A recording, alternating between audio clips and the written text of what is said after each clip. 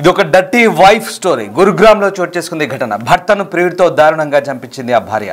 ఆ తర్వాత అదే ప్రియుడిపై మళ్ళీ రేప్ కేసు పెట్టింది. విచారణలో హత్య చేసినట్లు ఒప్పుకున్నాడు నిందితుడు. విక్రమ్, సోనీదేవి ఇద్దరు భార్య భర్తలు. ఇద్దరు కూడా గురుగ్రామ్లో నివసిస్తున్నారు. సోనీదేవికి ఇంటి ఎదురుగా ఉండే రవీంద్రతో వివాహితర సంబంధం కొనసాగుతుంది. అయితే రవీంద్ర ఫోన్లో తన తల్లి ప్రైవేట్ వీడియోలను చూసింది చిన్నారి. తన తల్లి ప్రైవేట్ వీడియోల విషయం తండ్రికి చెప్పింది చిన్నారి. ఈ నేపథ్యంలో ఒక్కసారిగా భర్త ఎక్కడ నిలదీస్తాడోనని భయపడ్డ సోనీ రవీంద్రకు విక్రమ్ను చంపేయాలని చెప్పింది భార్య. ఇక ఇంటర్నెట్లో చూసి ఎలా హత్య చేయాలో స్కెచ్ కూడా వేసింది. జూలై 26న జాబ్ నుంచి తిరిగి వస్తుండగా విక్రమ్ కిడ్నాప్ అయ్యాడు. ఫ్రెండ్స్తో కలిసి విక్రమ్ను హత్య చేశాడు రవీంద్ర.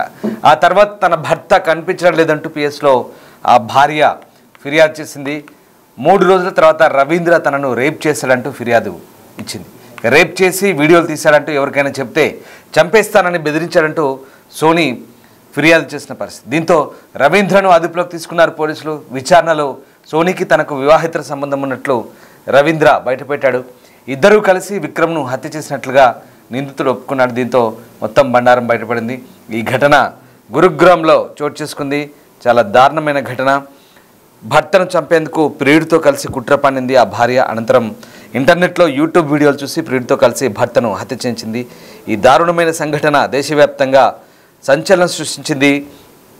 ఇక ఈ విక్రమ్ సోనీదేవికి పెళ్ళై 3 ఏళ్ల కూతురు కూడా ఉంది. అయితే సోనీదేవి కొన్నాళ్ళుగా పొరుగింటితో ఉంటున్న రవీందర్తో పరిచయం ఏర్పడింది. అక్కడితో ఆగకుండా వివాహితర సంబంధం కూడా పెట్టుకుంది. ఒకరోజు సోనీదేవి ఆమె ప్రియుడు రవీందర్ కలిసి సన్నిహితంగా ఉన్న ఒక వీడియోను ఆమె కూతురు చూసింది. ఈ విషయం ఆమె తన తండ్రి విక్రమ్కు చెప్పింది. విక్రమ్ సోనీదేవిని రవీందర్ను మందలించడంతో వారి మధ్య తీవ్రమైన గొడవలు కూడా జరిగినట్టుగా చెప్తున్నారు. దీంతో సోనీదేవి ఎలాగైనా తన భర్త అడ్డు తొలగించుకోవాలనుకుంది. ఈ క్రమంలోనే ప్రియుడు రవీందర్తో కలిసి హత్యకు ప్లాన్ చేసింది.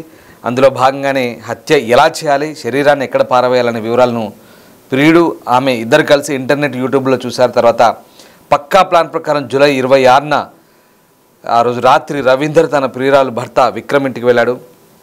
విక్రమ్ను హత్య చేశాడు. తర్వాత అతని శరీరాన్ని పాతిపెట్టడానికి రవీందర్ తన మామ సంత్రపాల్, మనీష్, ఫర్యాద్ అనే 3 సహాయం కూడా తీసుకున్నాడు. ఆ తర్వాత విక్రమ్ కనిపించడం లేదంటూ భార్య సోనీదేవి పోలీస్ స్టేషన్లో ఫిర్యాదు చేసింది. దీంతో కేసు నమోదు చేసుకున్న పోలీసులు దర్యాప్తు చేపట్టారు. ఇదే క్రమంలో మరొక రోజు పోలీస్ స్టేషన్ వెళ్ళిన సోనీ పక్కింటి వ్యక్తి తనపై అత్యాచారం చేస్తాడని వీడియోలు తీసి బెదిరిస్తున్నాడంటూ పోలీసులకు పొంతనలేని సమాధానాలు చెప్పింది.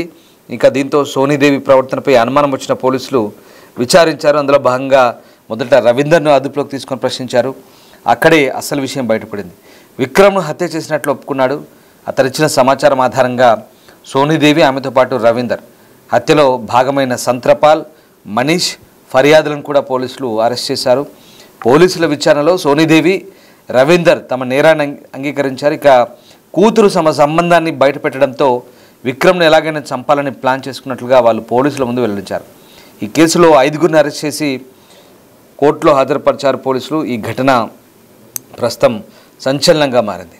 ఇటీవలి కాలంలో వివాహితర సంబంధాల కారణంగా భర్తలను ప్రియుడితో కలిసి హత్య చేసిన దారుణ సంఘటనలు అయితే అనేకం వెలుగు చూస్తున్నాయి.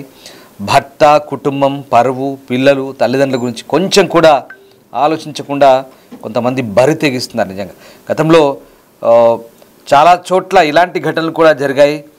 తెలుగు రాష్ట్రాలని కాదు, దేశవ్యాప్తంగా ఇలాంటి ఘటనలు జరిగాయి. మీరు చూస్తున్న ఆ దృశ్యాలు సోనీ, విక్రమ్ ఇద్దరు కూడా భార్యాభర్తలు. కానీ మధ్యలో 3వ వ్యక్తి ఎంట్రీ ఇవ్వడంతోనే ఈ వ్యవహారం అంతా బెడిసికొట్టింది. ఒక్కసారిగా ఆ ఎదురింట్లో ఉన్న రవీందర్ అనే వ్యక్తితో వివాహితర సంబంధం పెట్టుకోవడం, అతనితో సన్నిహితంగా మెలగడం, ఈ మొత్తం వ్యవహారంలో సన్నిహితంగా మెలిగిన క్రమాన్ని కంప్లీట్గా తన కూతురు ఆ అమ్మాయి చూడడం, ఆ వీడియోలు చూడడం, ఎక్కడ తండ్రికి పూర్తి వివరాలు చెప్తుందో అన్న ఒక అనుమానం, ఆల్రెడీ తెలిసి గొడవలు కూడా జరిగిన ఆ పరిస్థితులు ఇవన్నీ కలిసి అతన్ని హత్య చేసేందుకే పక్కా స్కెచ్ వేసింది. ప్రియుడితో కలిసి హతమార్చిన పరిస్థితి. ఇక్కడ కంప్లీట్గా ఒక విషయం అర్థమవుతుంది. అంటే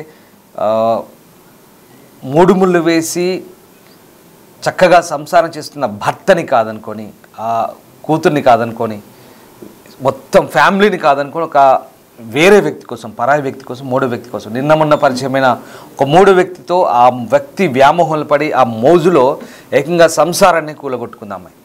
చాలా దారుణమైన ఘటన. ఇలాంటి ఘటనలు కోకొలు చోటు చేసుకుంటున్నాయి దేశవ్యాప్తంగా కూడా, తెలుగు రాష్ట్రాల్లో కూడా అంతటా ఇదే పరిస్థితి.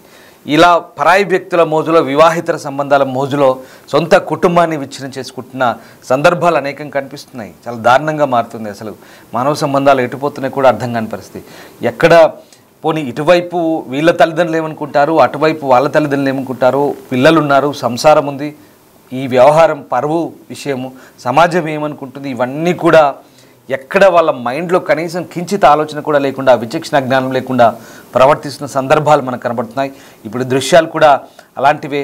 సోనీ, విక్రమ్ ఇద్దరు అన్యోన్యంగా ఉంటున్న సందర్భంలో మధ్యలో ఎదురింట్లో రవీంద్ర ఎంట్రీ ఇచ్చాడు. అంటే మూడో వ్యక్తి ఎప్పుడైతే ఆ జీవితాల్లోకి వస్తాడో, మూడో వ్యక్తి ప్రమేయం ఉంటుందో అక్కడే సంసారాలు విచ్ఛిన్నమవుతున్న పరిస్థితి. ఒకసారి చూడండి, సోనీ, విక్రమ్ ఇద్దరు కూడా అంత అన్యోన్యంగా, ఆ పాప కూడా ఉంది, ఇద్దరు పిల్లలు కూడా ఉన్నట్టుగా మనకు అర్థం ఉంది. కానీ ఇక్కడే ఆ మూడో వ్యక్తి ప్రమేయంతోనే, ఈ వివాహితర సంబంధంతోనే ఈ కాపురం కూలిపోయింది. అది కాస్త ఏకంగా భర్తలను చంపే పరిస్థితి. అసలు ఇది మరీ దారుణం. ఎందుకు ఇలాంటి ఆలోచన ధోరణి మారుతుందో అర్థం కావట్లేదు పరిస్థితి ఇటీవలి కాలంలో. పోనీ ఇష్టం లేకపోతే వదిలేయాలి, లేదా విడాకులు తీసుకోవాలి, లేదా ఇష్టం వచ్చిన వాడితోనే, వివాహితర సంబంధం ఎఫ్ఐఆర్ కొనసాగిస్తున్న వాడితోనే కంటిన్యూ అవ్వాలి, లేదా ఇంకేదైనా అలాంటి వ్యవహారాల్లో కంప్లీట్గా అటువైపు వెళ్ళిపోవాల్సిన పరిస్థితి. కానీ ఇక భర్తను అడ్డు తొలగించుకోవడం అంటే ఏం ఆలోచిస్తున్నారు, ఎందుకు ఇలాంటి పరిస్థితులకు దారితీస్తున్నాయని అర్థం కాని పరిస్థితి. మూడో వ్యక్తి కోసం ఏదో ఆ వ్యక్తి, పరాయి వ్యక్తి మోజులో, క్షణికావేశంలో కొద్ది రోజుల పాటు కొనసాగే ఆ సంబంధానికి, లేదా ఈ అనవసరమైన ఇలాంటి రిలేషన్స్ కోసం ఏకంగా భర్తలను చంపడం, ఏకంగా కుటుంబాన్ని విచ్ఛిన్నం చేసుకోవడం ఇటీవల పరిపాటిగా మారింది. చూడండి, ఆ వ్యక్తి చివరికి దోషిగా మారి ఎవరైతే ప్రియుడు ఉన్నాడో, అలాగే ఆ హత్యకు సహకరించిన వ్యక్తులు ఉన్నారు, అందులో ఒక 60 ఏళ్ళ పైబడిన ముసలాయన కూడా ఉన్నాడు ఈ హత్యకు సహకరించడంలో. వాడికి ఏం పోయే కాలం అసలు అర్థం కాని. అందులో 20 ఏళ్ళ ఒక టీనేజర్, ఒక యువకుడు ఉన్నాడు, 60 ఏళ్ళ పైబడ్డ మరో వ్యక్తి ఉన్నాడు. వీళ్ళంతా కూడా ఆ ప్రియుడు ఎవడైతే ఉన్నాడో రవీంద్ర అనే వాడికి చుట్టాలు వీళ్ళంతా కూడా. సో వాళ్ళంతా కూడా ఈ హత్యకు సహకరించారు. అంటే వాళ్ళకి ఏ రకమైన ప్రలోభాలు పెట్టాడో, ఏమి ఎరచూపాడో తెలియదు. కానీ ఒక వ్యక్తిని హతమార్చడము, ఆ కుటుంబాన్ని విచ్ఛిన్నం చేయడం కూడా ఇలాంటి వ్యక్తులకు, అంటే ఇక్కడ ఈ మహిళ అందిస్తున్న తోడ్పాటు కూడా అక్కడ వాళ్ళకు ఇంతటి నేర ప్రవృత్తికి పాల్పడడానికి లేదా తెగింపుకు కారణమని అనిపిస్తుంది. సో ఇక్కడ ఈ వివాహేతర సంబంధాల కారణంగానే ఇలాంటి చాలా వెలుగులోకి వస్తున్నాయి. ఇక్కడ ఎవ్వరు కనబడలేదు, భర్త లేదు, కుటుంబం లేదు, పిల్లలు లేరు, తల్లిదండ్రులు లేరు. అసలు చాలా దారుణంగా జరుగుతున్నాయి. ముఖ్యంగా ఈ బరి తెగింపు అనేది ఏదైతే ఉందో, ఇది ఎంతవరకు వెళ్తుందనేది మనం చూడండి ఒకసారి. ఆ అమ్మాయిని, ఆ భార్య భర్తలు ఎంత అన్యోన్యంగా ఉన్నారు, కానీ విచ్ఛిన్నమైంది పూర్తిగా. ఇంకా ఎలాంటి కంప్లీట్గా ఆ ప్రియుడితో కలిసి ఇటీవల కాలంలో టెక్నాలజీని యూజ్ చేస్తున్నారు.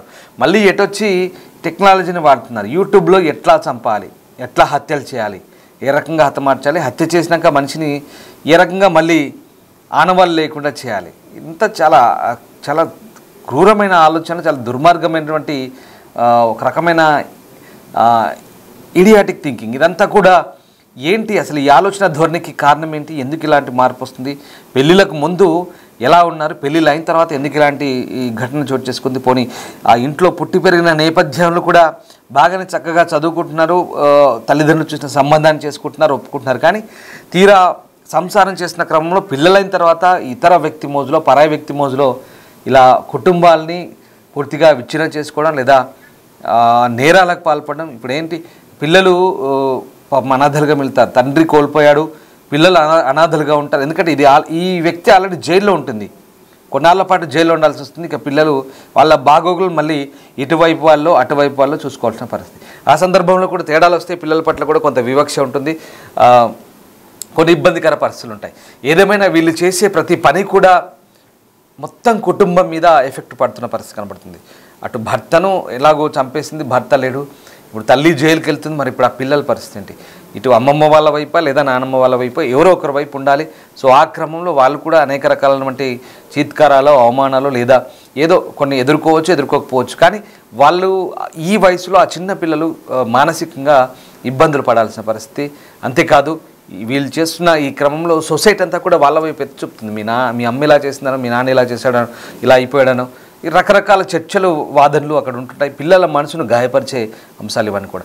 సో ఇలాంటి ఘటనలు తరచుగా జరుగుతున్నాయి. నిజంగా సమాజంలో మార్పు రావాల్సిన అవసరం ఉంది. మరీ ముఖ్యంగా ఆడవాళ్ళు మగవాళ్ళని చంపడం ఒక ట్రెండ్గా మారింది. మరి అది పెళ్ళయ్యాక ఈ పరాయి పురుషుల మోజుల్లో భర్తల్ని చంపడం, సంసారాలను విచ్ఛిన్నం చేసుకోవడం అనేది చాలా తరచుగా జరుగుతున్న సంఘటనలు. చాలా బాధాకరంగా అనిపిస్తుంది. ఇలాంటి వార్తలు ప్రజెంట్ చేసే ముందు కూడా 1 కాదు 2 కాదు వరుసగా డైలీ ఇలాంటి స్టోరీసే మీ ముందుకు తీసుకురావాల్సిన పరిస్థితి. ఎందుకంటే కేవలం మిమ్మల్ని అప్రమత్తులు చేయడమే, సమాజంలో జరుగుతున్న ఈ మానవ సంబంధాల విషయంలో ఎలాంటి మార్పులు వస్తున్నాయి, ఎంత అప్రమత్తంగా ఉండాలనేది ఈ వార్తలను పదే పదే చెప్పడం ద్వారా మీకు సూచించే పరిస్థితి వ్యూవర్స్ అడ్వైస్గా చెప్తున్నాం. ఎందుకంటే మనము మేఘాలయ హనీమూన్ కేసు దగ్గర నుంచి వరుసగా గత 1-2 నెలలుగా తరచూ ఇలాంటి స్టోరీలు చెప్తున్న క్రమంలో కొంత ఇబ్బందిగా అనిపించినప్పటికీ కేవలం మిమ్మల్ని అప్రమత్తులు చేయడమే ఈ వార్తల ప్రధాన ఉద్దేశంగా మేము మీకు చెప్పదలుచుకున్నాం. మీరు చూస్తున్న దృశ్యాలు చిత్రంలో ఆ నిందితులు ఎవరైతే ఉన్నారో ఇప్పుడు కటకటాలు లెక్కించాల్సిన పరిస్థితి వస్తుంది. మొత్తం మీద ఈ మొత్తం వ్యవహారాలు చూస్తున్న సమాజం అంతా కూడా సమాజంలో ముఖ్యంగా ఆడవాళ్ళ ఆలోచన ధోరణిలో, మగవాళ్ళు కానీ ఆడవాళ్ళు కానీ ఆలోచనల ధోరణిలో మార్పు రావాల్సిన అవసరాన్ని నొక్కి చెప్తుంది.